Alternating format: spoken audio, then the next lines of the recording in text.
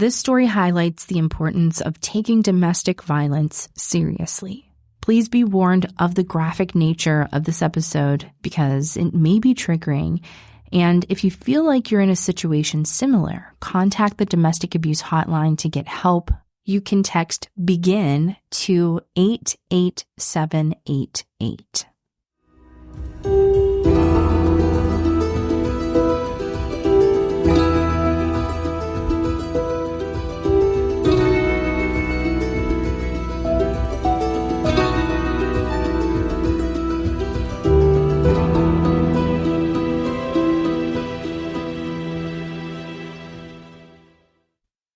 Hi, I'm Ashley. And I'm Ricky. And this is Crime Salad, your weekly true crime podcast. Please subscribe wherever you're listening now. Shots were fired from the outside into the house. And Do you know who it was? Yeah, I got a great idea who it was. Okay, are they still there? I don't know. I left. I had to run. He was shooting after me. The gunshot didn't hit anybody, correct? No, they hit the back and glass shattered everywhere. They hit the sliding glass window. I think the shots were aimed at me. Want to know what's going on? Just like the house. Just like the house. Because I go out of the door and out of the house on the night. She's been to the apartment with boiled her. She went in the house. Shooting and I ran back and ran. He shot everybody. No, I'm so scared. I know. Oh my God, I'm pretty far away. He said, and then I got in my old and started flying and shooting into the neighbors. But he blamed me. He pulled right shot my friend. I recognized the area. I shared it. Yeah, he's like, so the man shot me, and he shot Lindy Dobbins. I'm there with them. I'm hiding in her home at the interval. I'm scared to death. The caller hid in fear, desperate for the police to arrive after the violent and unexpected gunshots were fired into the home where Amanda Cloaninger-Colley lived.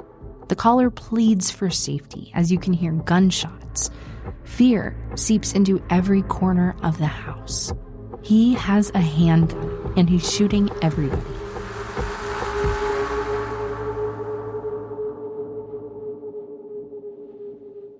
Murabella is a master-planned community in St. Johns County, just outside of St. Augustine, Florida. So where is that? Is that like top, middle, bottom of Florida?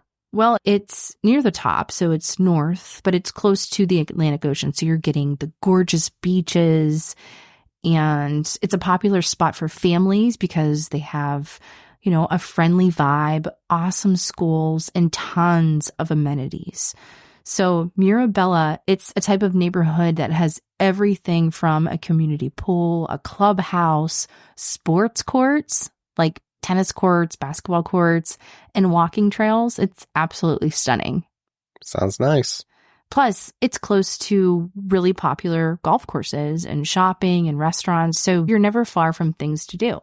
And being in St. Johns County is a big plus too, since the area is known for having some of the best public schools in the region.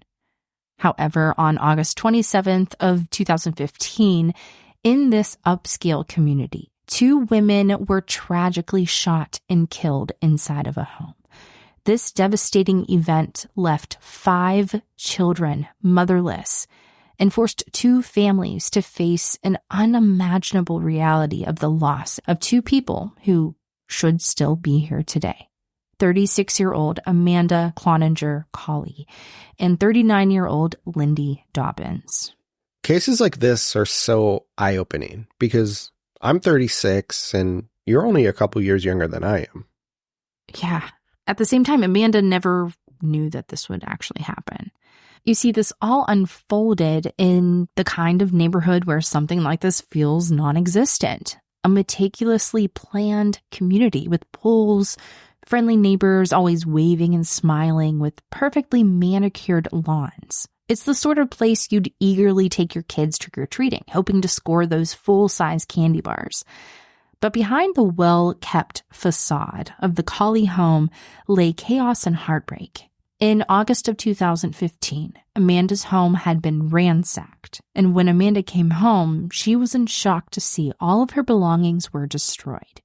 Knowing very well who did this, and getting a bad feeling of what her soon-to-be ex-husband could be capable of if he destroyed all of her belongings.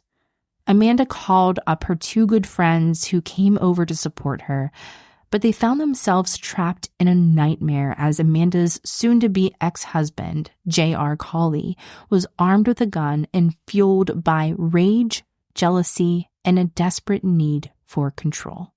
He aggressively made an entrance into her home, shattering a back glass door, and with the intention to end it all. Amanda Cloaninger-Colley was known for her outgoing nature. She was the life of the party, someone who brought warmth to all around her. She was adored by her friends for her beauty and confidence, and was described as a really nice person, someone who everyone wanted to be friends with. James Colley, who often went by JR, was a well-liked man in the banking industry, seemingly devoted to his children, coaching their sports teams, and engaging in family activities. He presents a perfect exterior, but inside were darker inclinations. And these started to be more apparent by people who knew him once he started to have a drinking problem. Amanda and JR had been married for 8 years, and over those years they had 2 children. And Amanda, who was her bubbly, outgoing self, started to make JR jealous of her always wanting to hang out with her friends more and more. And with this and the mix of his drinking problem that started to become more apparent, his behavior started to have an effect on the family to the point where she reached her tipping point and she wanted to separate. There were times in the relationship where she wanted to make things work, and he would try to be a great father to the kids, but there would be this other side of him. Amanda didn't want to just give it all up, but his behavior drove her to that point where she just wasn't happy. The separation papers were filed in mid-July of 2015, and Amanda stayed at the house where they previously shared, and JR went to live with his sister, who was 15 minutes away from where Amanda was living, which was in their marital home that the two once shared. He even got himself a girlfriend who he met at work, but would frequently visit Amanda, and it was brought up in court that this would be like an on and off situation. Maybe they kept trying to mend things together, but it seemed to only last a few days and then they would be back to fighting. Meanwhile, Amanda was trying to move on too. She met a guy who worked at the same company as her, but she was hesitant to tell JR, although he would continuously ask her who she was sleeping with, and she refused to admit it to him. Well, one night, JR, who was feeling suspicious, went over to Amanda's house, and this was a time when no one was home. He entered the home and gathered all of her clothes that were hanging up in her closet and burned them in the backyard. Now, after this incident, Amanda felt that this was the final straw. Hoping for peace, but mindful of JR's potential for volatility, Amanda files for divorce and filed a temporary injunction to protect herself from JR against domestic violence. And she knows what he is capable of because he had threatened her in the past. So in this injunction document, she wrote a note that read, "On numerous occasions, respondent has told me he would cut me up or kill me if he ever found out I was cheating." It's crazy because he's obviously moving on, but he doesn't want her to do the same. Yeah. And even though he persistently kept asking her who she was sleeping with and had a high suspicion, she was very hesitant to tell him because he threatened her. He threatened her life and her safety. And on top of that, like we said, JR was struggling with alcohol. And his friends even started to become more aware of this, even noticing his often disruptive behavior that tended to get worse when he was drinking. Yeah, not a good mix. No. And you would think with this protection order, it would put JR to a stop, but he had other plans, even recruiting the neighbors who were once his good friends to watch over Amanda. You know, keep an eye on her if anyone comes by the house or if anyone visits her, and report back to him. Basically the neighborhood men. Yeah. And so a friend and old neighbor of JR's spotted an unknown man, shirtless, mowing the lawn, and snapped a photo of him and shared it with JR. JR messages Amanda, "I have a pic of him." She responds, "How do you have a pic of him? You don't even know what you're talking about." JR responds, "He isn't coming around for nothing, Amanda. Just stop lying. But I really feel like you could do better than that."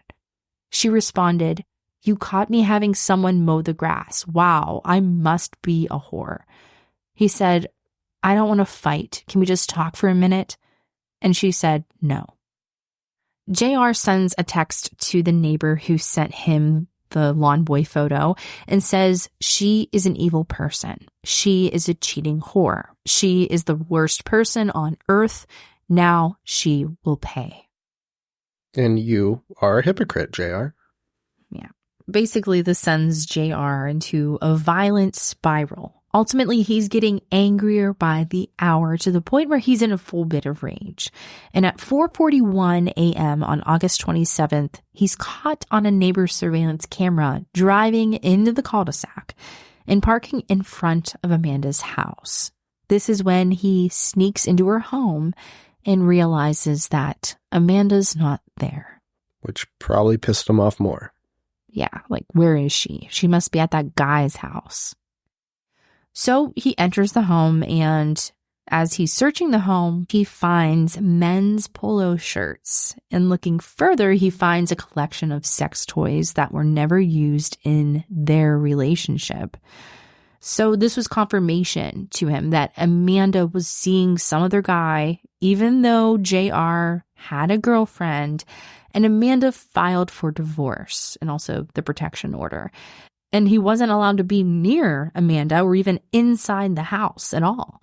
And so JR's suspicions were confirmed, and JR ransacked the entire house, destroying all of her belongings. The TVs were smashed. There were things thrown all over the place. There was trash dumped all over the floor. The furniture was damaged. The walls were damaged. It was just horrible. Yeah, I mean, at this point, he's just losing complete control of himself. Yeah, and so after he destroyed the inside of Amanda's house, he briefly went over to his friends who lived a few houses down from Amanda's house. Possibly this was the same friend who sent him that picture of the shirtless guy mowing her lawn. And he went over to his house to tell him what he discovered. So he went over to his house at 4 or 5 in the morning? Yeah.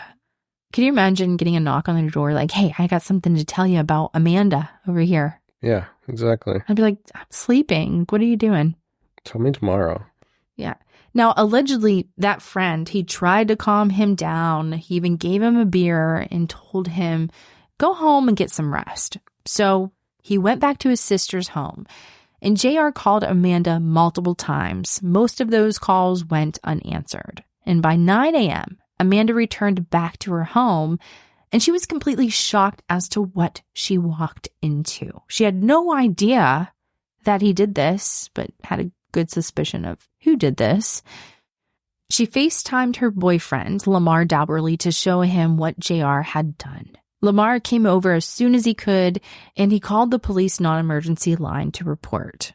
A public service officer came to the house around 10 o'clock in the morning and took a report of the damages. However, Amanda didn't want to file any formal charges against JR until she spoke with her mother and attorney. And so there was nothing more for the officer to do, and they left. Now, two of Amanda's close friends, Lindy Dobbins and Rachel Hendricks, they also came over to Amanda's to give her support, as she was very upset that he would do this. So where was JR at this point? Did he end up going home? Well, I don't think he slept much. He eventually left his friend / ex-neighbor's house. And around the same time Amanda was returning home, so around 9-ish in the morning, JR arrived at the courthouse for a hearing related to a different matter involving Amanda, a violation of his domestic violence injunction. And in the hearing video, JR appeared calm and cooperative. And during his exchange with the judge, JR, among other things, denied being under the influence of any substances. The judge allowed him to enter a no contest plea to the charge. So you said that he denied being under any type of substance? Yeah. So are we implying that he was? Well, later in court, like whenever this all comes up in court, his defense team kind of pushes that he was, on all these drugs and he was drinking and, not right in the head.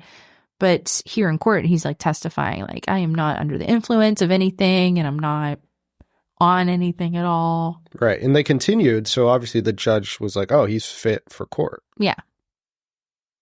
So JR, he left the courthouse just before 9:30 a.m.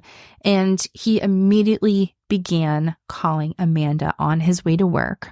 After several calls and voicemails, Amanda finally answered at 9:41 a.m. and they talked for roughly 14 minutes.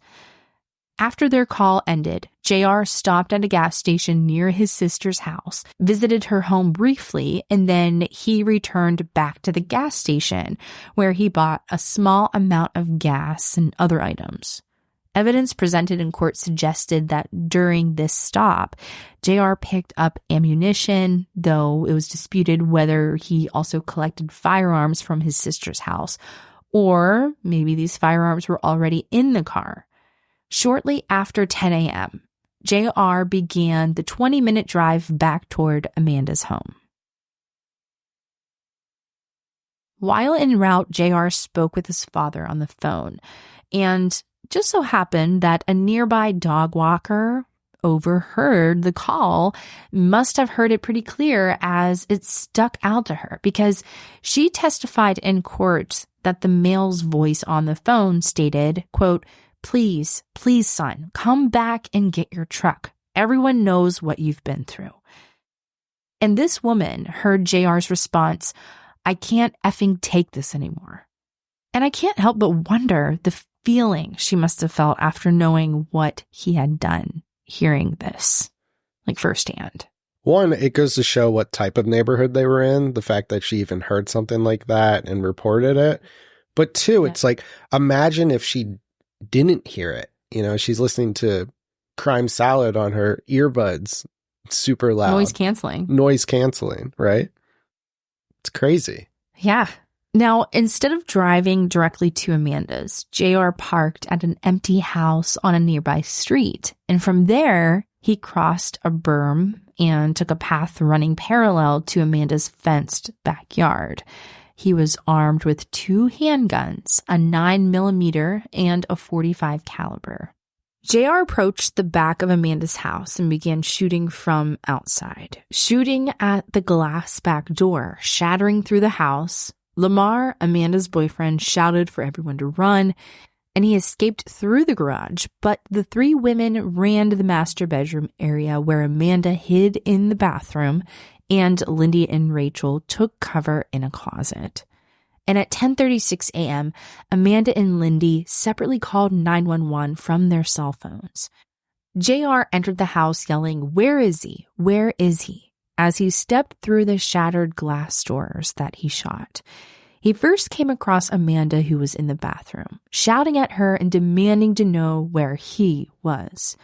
Amanda begged him to put down the gun and insisted she didn't know. JR then attempted to open the closet door, but Rachel braced it shut with her foot. Through tears, Amanda told JR that only Rachel and Lindy were inside, to which Lindy called out, "It's Lindy in here, it's Lindy." JR returned to the bathroom and shot Amanda. Later, this was determined by a medical examiner that this shot wasn't fatal. He then went back to the closet, unable to open the door again, JR fired a shot through the door, grazing Rachel's arm and forcing her to release her hold on the door. And Rachel Hendricks made a run for it to a neighbor's house where she called 911. As for Amanda and Lindy, they were still inside, gunned down by JR, who entered the closet, walked over to where Lindy was crouched, hiding behind a chest, and shot her, killing her. Wow. Amanda was still in the bathroom, so JR went back there, shot her 3 more times until his 9mm was out of bullets. He dropped the 9mm and shot Amanda 5 more times using the .45. And then after that, he left the home. He went back to his sister's house on Garrison Drive, leaving his cell phone behind at his sister's house, and fled the area.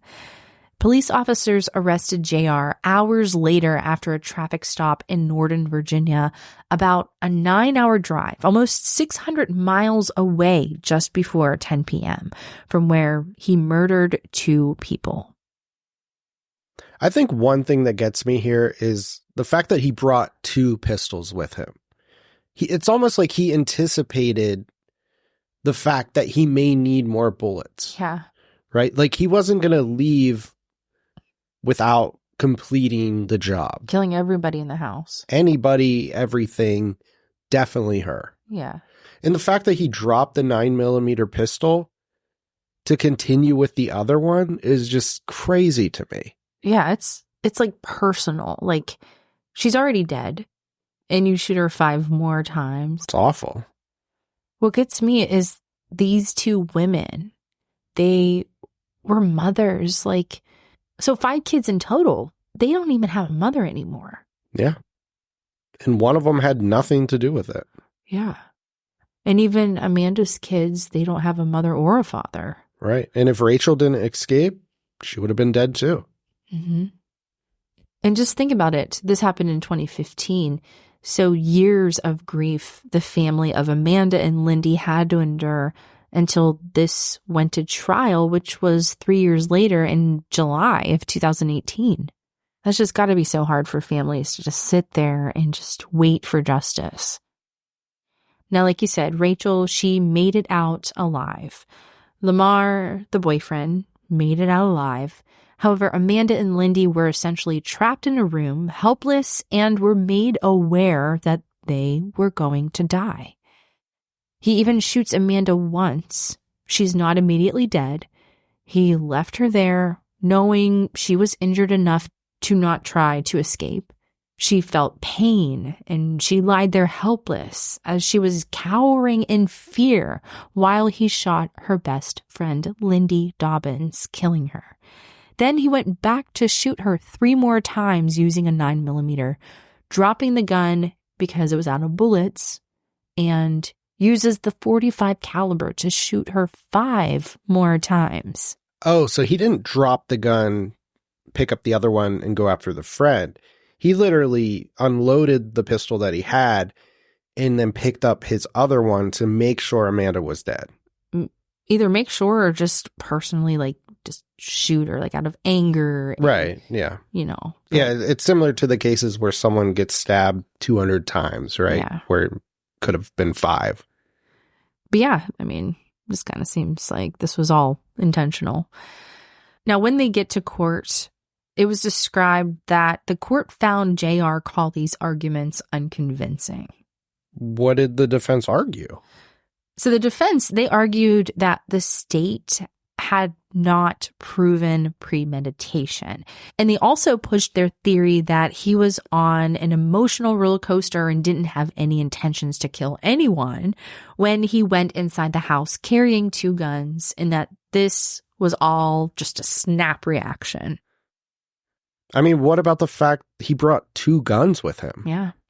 It's kind of a reach, really, but... Now, there were testimonies from witnesses that came forward and also the medical examiner who indicated that both Amanda and Lindy were terrified during the attack.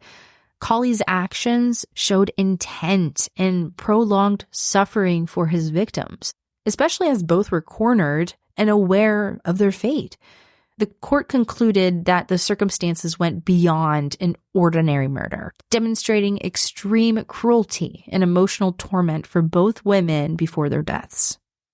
JR's defense team shared his version of events on the morning of the murders. He said he had been drinking and using cocaine the night before he trashed Amanda's house. Amanda and JR spoke early that morning, and he offered to cover the damages, with Amanda agreeing not to press charges. J.R. Colley said that he took 1 or 2 Ambien pills around 5 in the morning, and he woke up later by his father around 9 o'clock to remind him to go to his court hearing. And after court, he stopped at a gas station, visited his sister, and he headed to Amanda's house, claiming that he first approached the house unarmed. But what triggered him was seeing a man inside of the house, caused him to panic. He went back to the car, grabbed the guns, and carried out the killings.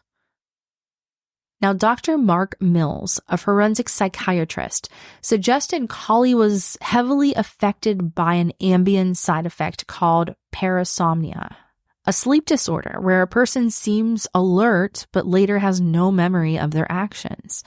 Dr. Mills's opinion was based on Colley's snapshot memories of the day of the murders, recalling only flashes.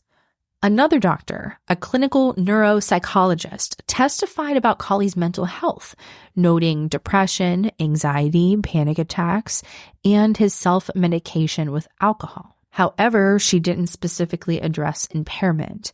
Lastly, another doctor, a pharmacologist, supported Dr. Mills's opinion, explaining how Colley's medications could have contributed to his impaired state at the time of the murders. Honestly, though, impaired or not, you killed 2 people with the intentions to kill more, but they escaped. Yeah. It would be different if he was mentally ill or something. If you're drinking alcohol, doing cocaine, and you took some sleeping pills. Yeah, and on top of that, Amanda was receiving threats from this guy. Like, I will kill you if I catch you with some other guy, even though he was moving on and even though they were separating. I understand they're trying to say that this isn't premeditated and it was like a reaction, but the fact is, the day before or the morning of, whatever, he came in and destroyed the place, caught stuff on fire. What would have happened if she was there then? Yeah, it's like he was waiting for her to be there, and those 2 times she wasn't. Right. So how is that not premeditated? Yeah.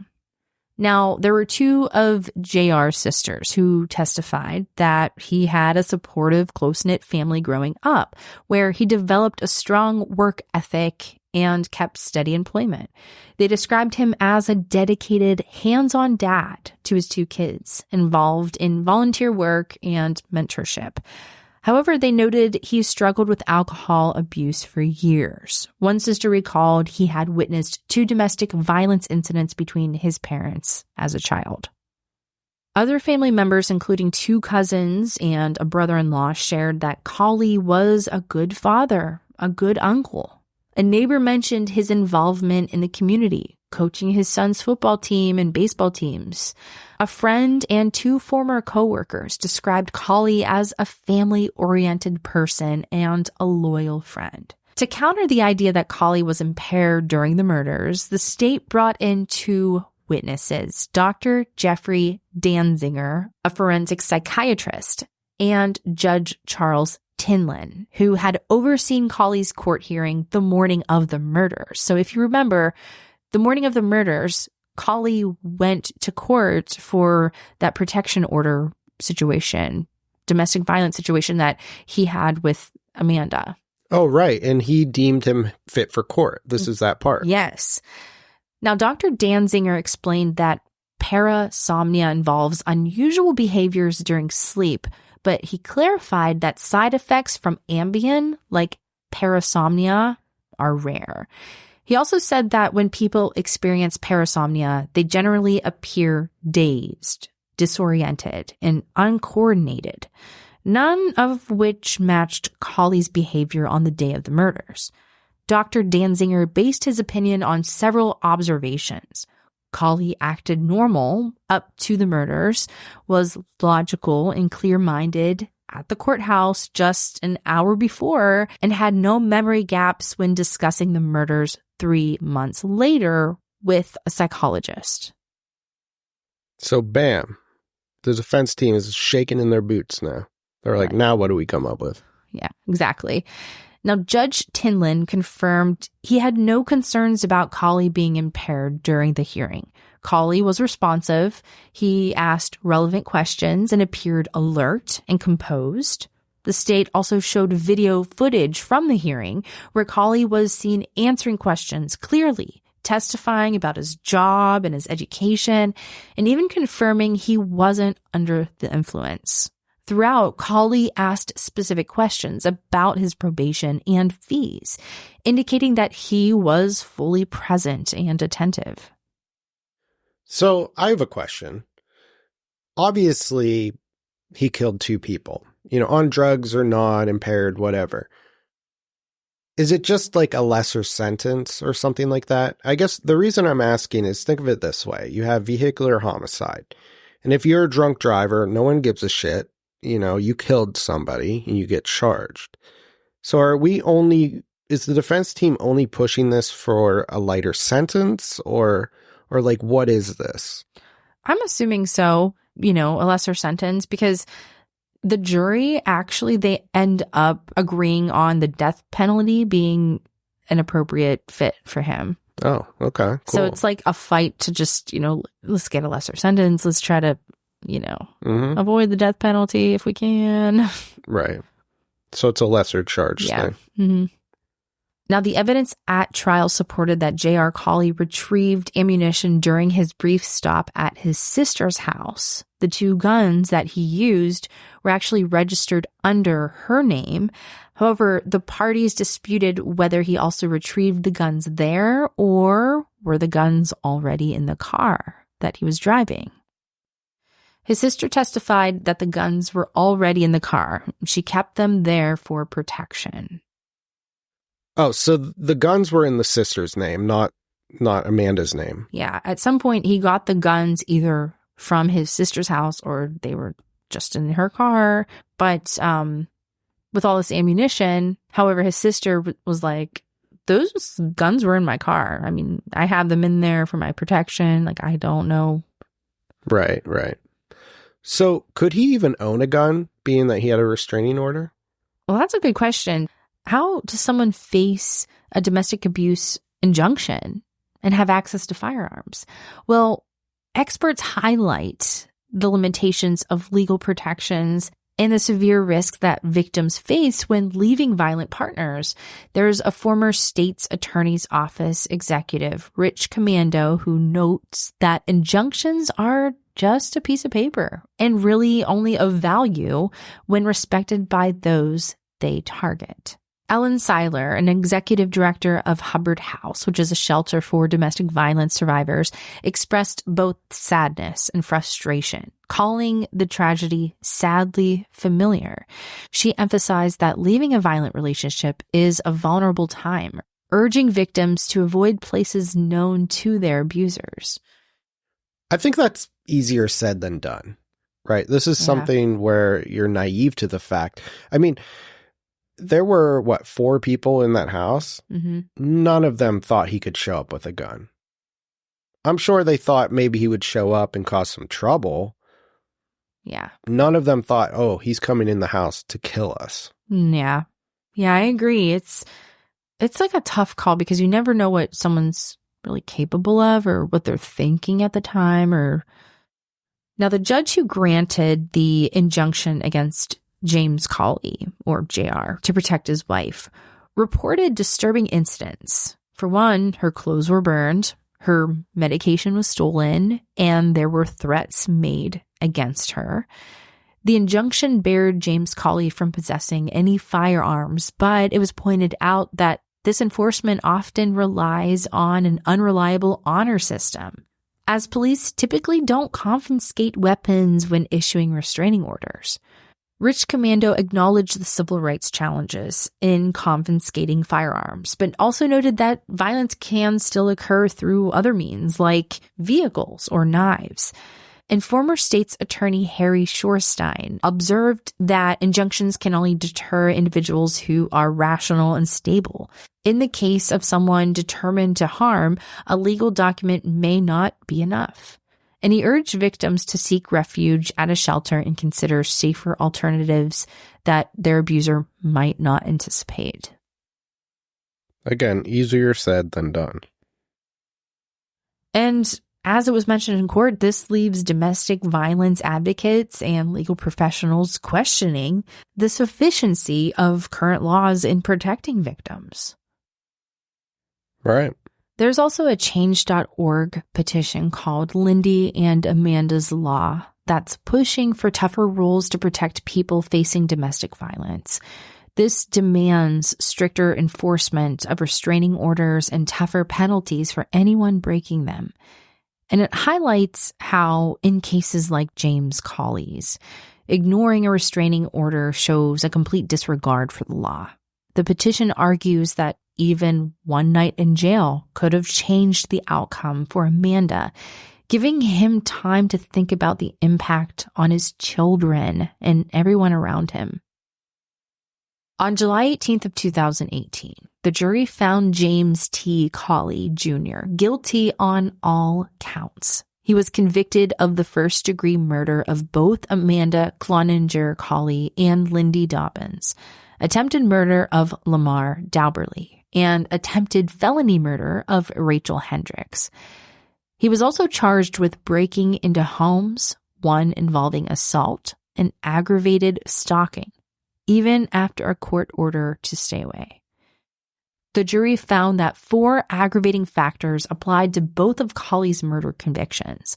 They determined that Colley had previous violent felony convictions, the murders, and attempted murders themselves. Each murder happened during a burglary. Both murders were carried out in a particularly brutal and cruel way, and he committed each murder in a cold, calculated, and premeditated way, with no moral or legal justification.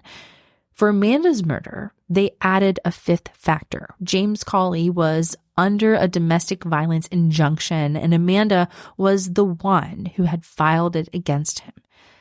After reviewing these factors along with any possible mitigating circumstances, the jury unanimously recommended that Colley receive the death penalty for each murder. Good.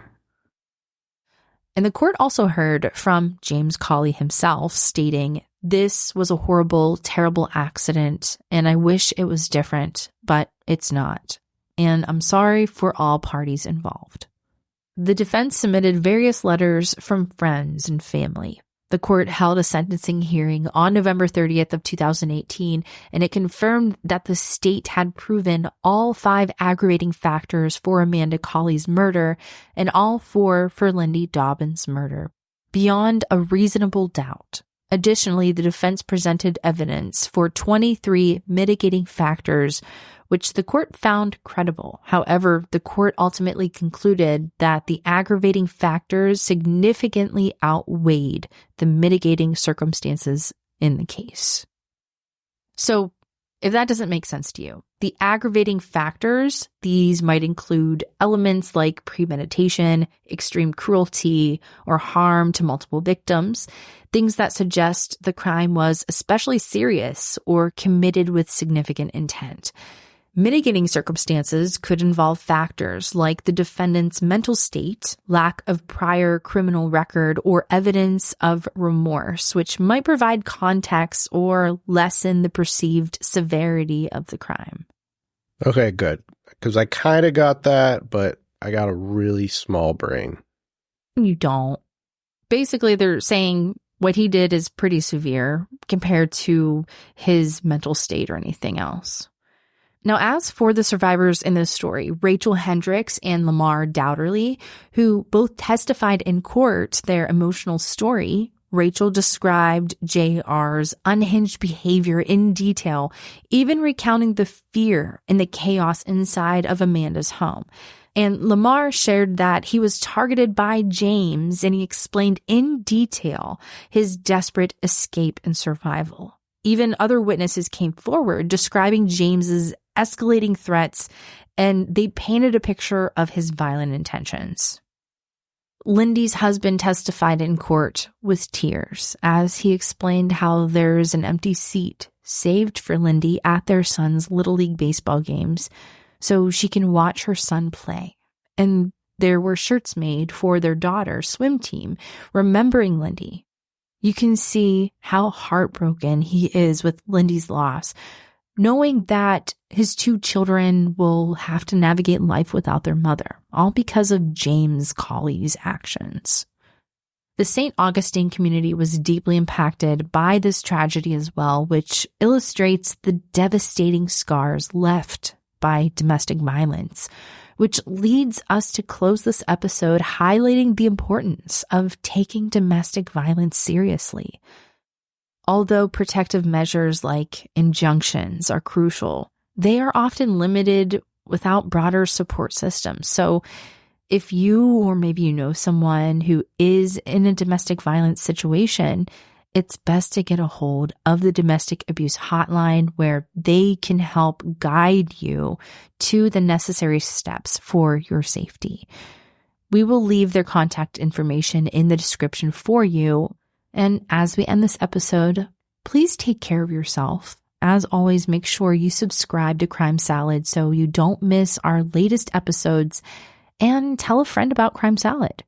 If you're interested in becoming a subscriber for as little as $1, you can get uninterrupted ad-free episodes. And honestly, now would be a great time because we just changed networks. We probably aren't going to have a ton of ads for at least a month. And donations help. Yeah, absolutely. Thank you for supporting our show. And we will see you next time.